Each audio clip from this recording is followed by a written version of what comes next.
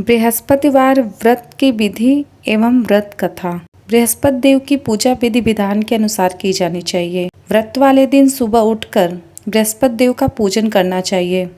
बृहस्पति देव का पूजन पीली वस्तुएं, पीले फूल, चने की दाल, मुनक्का, पीली मिठाई, पीले चावल और हल्दी चढ़ाकर किया जाता है। इस व्रत में केले के पेड़ की पूजा की जाती है। कथा और पूजन के समय मन, कर्म और वचन से शुद्ध होकर मनोकामना पूर्ति के लिए बृहस्पति देव से प्रार्थना करनी चाहिए। जल में हल्दी डालकर केले के पेड़ पर चढ़ाएं। केले की जड़ में चने की दाल और मुनक्का चढ़ाएं। साथ ही दीपक जलाकर पेड़ की आरती उतारें। दिन में एक ही समय भोजन करें। खाने में चने की दाल या पीली चीज़ें खाएं। नमक न खाएं। पीले वस्त्र पहनें। पीले फूलों का इस्तेमाल करें। पूजन के बाद भगवान बृहस्पति देव की कथा सुननी चाहिए। बृहस्पति देव की कथा। प्राचीन समय की बात है कि भारत में एक राजा राज्य करता था। वह बड़ा प्रतापी तथा दानी था। वह नित्य प्रति मंदिर में भगवत दर्शन करने जाता और ब्राह्मण और गुरु की सेवा किया करता था। उसके द्वार से कोई भी याचक निराश होकर नहीं लौटता था। वह प्रत्येक गुरुवार को व्रत रखता एवं पूजन करता था। हर दिन गरीबों की सहायता करता था। परंतु यह सब बातें उसकी रानी को अच्छी नहीं लगती थी। वह न व्रत करती और न किसी को भी एक पैसा दान में देती थी। वह राजा से भी ऐसा करने को मना किया करती थी। एक समय की बात है, राजा शिकार खेलने वन को चले गए।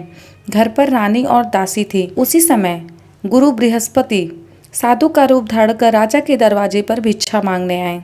साधु ने रानी से भिक्षा मांगी तो वह कहने लगी, हे साधु महाराज, मैं इस दान और पुण्य से तंग आ गई हूँ। इस कार्य के लिए मेरे पति देव ही बहुत है। अब आप ऐसी कृपा करें कि सारा धन नष्ट हो जाए तथा मैं आराम से रह सकूं। साधु रूपी बृहस्पति देव ने कहा, हे देवी, तुम तो बड़ी विचित्र हो। संतान और धन से कोई दुखी नहीं होता। पापी भी पुत्र और धन की इच्छा करता है। अगर तुम्हारे पास धन अधिक है तो भूखे मनुष्यों को भोजन करवाओ, प्याऊ लगवाओ, ब्राह्मणों को दान दो, धर्मशालाएं बनवाओ, कुआं, तालाब, बावड़ी, बाग, बगीचे आदि का निर्माण करवाओ तथा निर्धनों की कुंवारी कन्याओं का विवाह करवाओ। साथ ही यज्ञादि करो। इस प्रकार के कर्मों से आपके कुल और आपका नाम परलोक में सार्थक होगा एवं स्वर्ग की प्राप्ति होगी। परंतु रानी साधु की बातों से खुश नहीं हुई। उसने कहा, हे साधु महाराज, मुझे ऐसे धन की आवश्यकता नहीं है जिसको मैं अन्य लोगों को दान देती फिरूं तथा जिसको रखने और संभालने में मेरा सारा ही समय नष्ट हो जाए। साधु ने कहा, हे देवी, यदि तुम्हारी ऐसी इच्छा है तो जैसा तुम्हें बताता हूँ तुम वैसा ही करना। बृहस्पतिवार के दिन घर आंगन को गोबर से लेपना, अपने केसों को पीली मिट्टी से धोना, केसों को धोते समय स्नान करना, राजा से कहना वह हजामत करवाए, भोजन में मांस, मदिरा खाना, कपड़े धोबी के यहाँ धुलने देना। इस प्रकार 7 बृहस्पतिवार करने से तुम्हारा सारा धन नष्ट हो जाएगा। यह कहकर साधु महाराज रूपी बृहस्पति देव अंतर ध्यान हो गए। रानी ने साधु के कहने के अनुसार 7 बृहस्पतिवार तक वैसा ही करने का विचार किया। साधु के बताए अनुसार कार्य करते हुए केवल 3 बृहस्पतिवार ही बीते थे। उसकी समस्त धन संपत्ति नष्ट हो गई। भोजन के लिए दोनों समय परिवार तरसने लगा तथा सांसारिक भोगों से दुखी रहने लगा। तब राजा रानी से कहने लगा कि हे रानी, तुम यहाँ पर रहो, मैं दूसरे देश को जाता हूँ, क्योंकि यहाँ पर मुझे सभी मनुष्य जानते हैं, इसलिए मैं यहाँ कोई कार्य नहीं कर सकता। मैं अब परदेश जा रहा हूँ, वहाँ कोई काम धंधा करूँगा, शायद हमारे भाग्य बदल जाए। ऐसा कहकर राजा परदेश चला गया। वह वहाँ जंगल से लकड़ी काट कर लाता और शहर में बेचता। इस तरह जीवन व्यतीत करने लगा। इधर राजा के बिना रानियां और दासियां दुखी रहने लगी। किसी दिन भोजन मिलता और किसी दिन जल पीकर ही रह जाती। एक समय रानी और दासियों को 7 दिन बिना भोजन के व्यतीत करने पड़े। तो रानी ने अपनी दासी से कहा, हे दासी, यहाँ पास के ही नगर में मेरी बहन रहती है। वह बड़ी धनवान है। तू उसके पास जा और 5 सेर बेझर मांग कर ले आ, जिससे कुछ समय के लिए गुजारा हो जाएगा। दासी रानी की बहन के पास गई। रानी की बहन उस समय पूजा कर रही थी। बृहस्पतिवार का दिन था। दासी ने रानी की बहन से कहा, हे रानी, मुझे आपकी बहन ने भेजा है, मुझे 5 सेर बेझर दे दो। दासी ने यह बात अनेक बार कही, परंतु रानी की बहन ने कोई उत्तर नहीं दिया। क्योंकि वह उस समय बृहस्पतिवार की कथा सुन रही थी। जब दासी को रानी की बहन से कोई उत्तर नहीं मिला तो वह बहुत दुखी हुई। उसे क्रोध भी आया। वह लौटकर रानी से बोली, हे रानी, आपकी बहन तो बहुत ही घमंडी है। वह छोटे लोगों से बात भी नहीं करती। मैंने उससे कहा तो उसने कोई उत्तर नहीं दिया। मैं वापस चली आई। रानी बोली, हे दासी, इसमें उनका कोई दोष नहीं है। जब बुरे दिन आते हैं तब कोई सहारा नहीं देता। अच्छे बुरे का पता विपत्ति में ही लगता है। जो ईश्वर की इच्छा होगी वही होगा। यह सब हमारे भाग्य का दोष है। उधर रानी की बहन ने सोचा कि मेरी बहन की दासी आई थी, परंतु मैं उससे नहीं बोली, इससे वह बहुत दुखी हुई होगी। अतः कथा सुन और विष्णु भगवान का पूजन समाप्त कर वह अपने बहन के घर आई और कहने लगी, हे बहन, मैं बृहस्पतिवार का व्रत कर रही थी।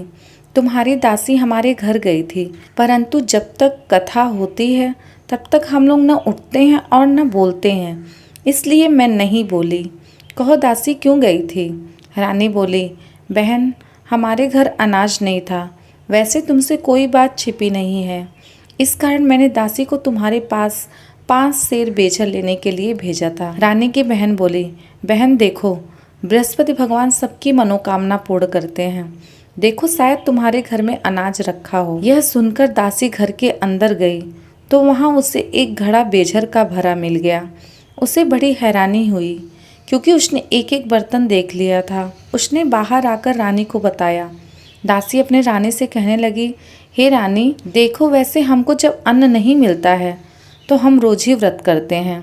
अगर इनसे व्रत की विधि और कथा पूछ ली जाए तो उसे हम भी किया करेंगे। दासी के कहने पर रानी ने अपने बहन से बृहस्पतिवार व्रत के बारे में पूछा।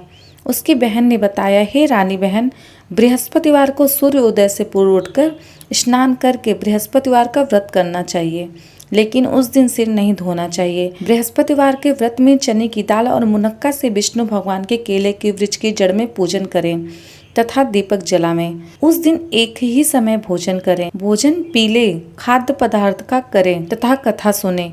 इस प्रकार करने से गुरु भगवान प्रसन्न होते हैं, अन्न पुत्र धन देते हैं। इस तरह व्रत और पूजन का विधि बताकर रानी की बहन अपने घर लौट गई। रानी और दासी दोनों ने निश्चय किया कि वे बृहस्पति देव भगवान का पूजन जरूर करेंगी। 7 दिन बाद जब बृहस्पतिवार आया तो उन्होंने व्रत रखा। घुड़शाला में जाकर चना और गुड़ बीन लाई तथा उसकी दाल से केले की जड़ में विष्णु भगवान का पूजन किया। अब भोजन कहाँ से आए?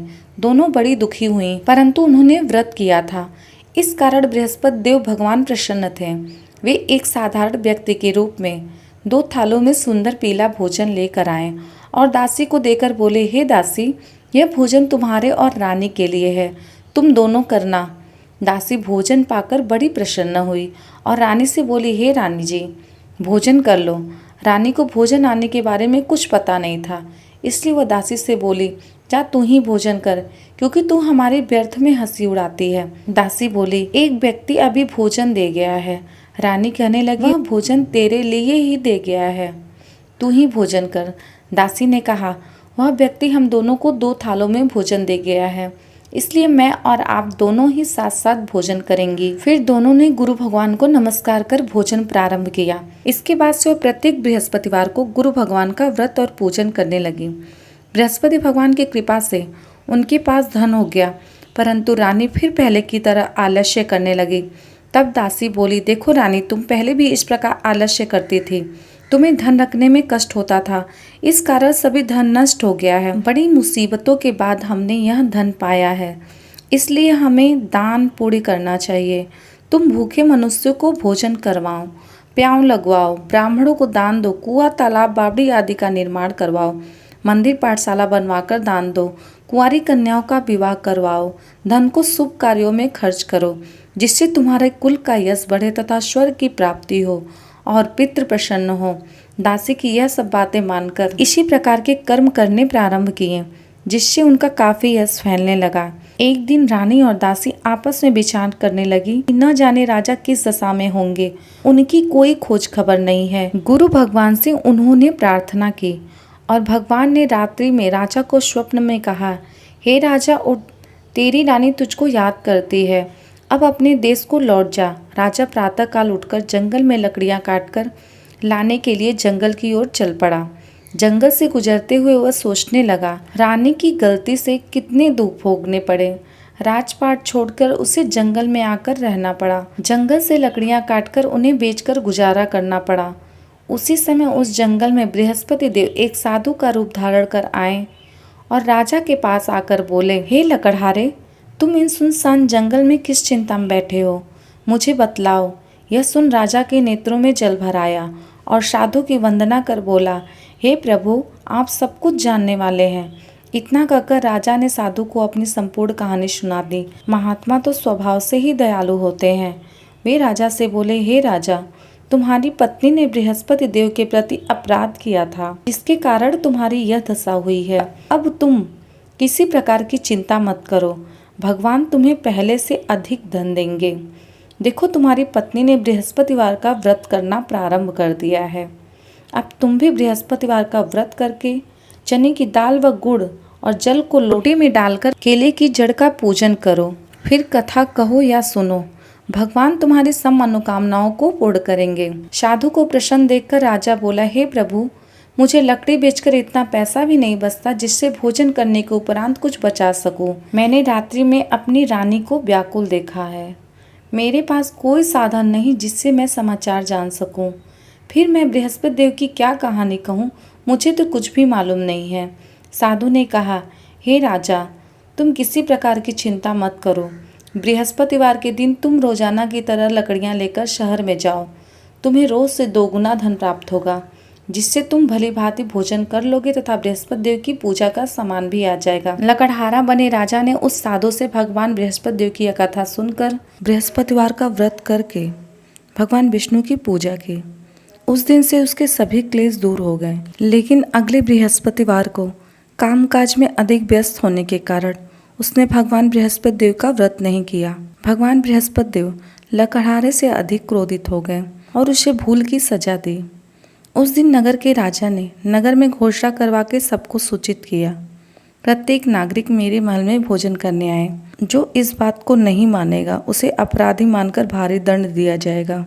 लकड़हारा बने राजा ने उस नगर के राजा की घोषणा तो सुनी, लेकिन जंगल से लकड़ी काटकर लाने और उन्हें बेचने में देर हो जाने के कारण वह समय पर महल में भोजन करने नहीं जा पाया।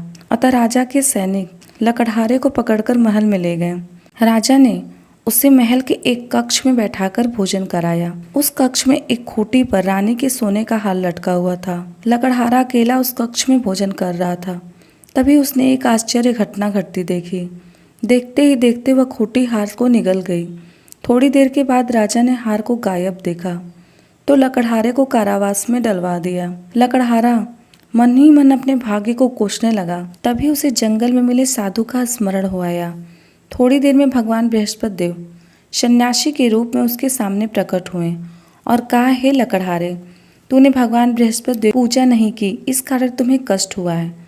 लेकिन अब चिंता मत करो। बृहस्पतिवार के दिन कारागार के दरवाजे पर तुम्हें कुछ पैसे पड़े मिलेंगे। उन पैसों से बृहस्पति देव का व्रत करके उनकी पूजा करोगे तो तुम्हारे सभी कष्ट नष्ट हो जाएंगे। बृहस्पतिवार के दिन दरवाजे पर पड़े मिले पैसों से चने और गुड़ मंगाकर लकड़हारे ने बृहस्पति देव की कथा कही तो भगवान बृहस्पति देव ने प्रसन्न होकर उस नगर के राजा को स्वप्न में लकड़हारे को कारागार से मुक्त कराने को कहा। सुबह राजा ने अपने कक्ष में आकर देखा तो खूंटी पर रानी का हार टंगा हुआ था। राजा ने लकड़हारे को मुक्त कर दिया और उसे धन और आभूषण देकर विदा कर दिया। लकड़हारा बना राजा उस नगर से चलकर अपने नगर में पहुंचा तो उस नगर में कुएं, धर्मशालाएं, बाग बगीचे देखकर बहुत प्रसन्न हुआ। राजा ने किसी से पूछा, ये कुएं, धर्मशालाएं किसने बनवाई हैं? सबने उसे बताया कि यह सब रानी और दासी द्वारा बनवाए गए हैं। राजा महल में पहुंचा तो रानी ने उसका भव्य स्वागत किया। तब राजा ने निश्चय किया कि सप्ताह में एक बार तो सभी बृहस्पति देव का व्रत तथा पूजन करते हैं, परंतु मैं प्रतिदिन व्रत किया करूँगा तथा हर दिन 3 बार कथा कहा करूँगा। अब तो राजा हर समय दुसाले में चने की दाल बांधे रहता तथा दिन में 3 बार बृहस्पतिवार व्रत का कथा कहता। कुछ दिनों के बाद राजा को अपनी बहन की याद आई। एक दिन घोड़े पर सवार होकर राजा अपनी बहन से मिलने चल दिया। अभी राजा नगर के बाहर ही पहुंचा था कि उसने कुछ लोगों को एक शव ले जाते देखा। राजा को स्मरण हो आया कि आज उसने किसी को बृहस्पति देव की व्रत का कथा नहीं सुनाया।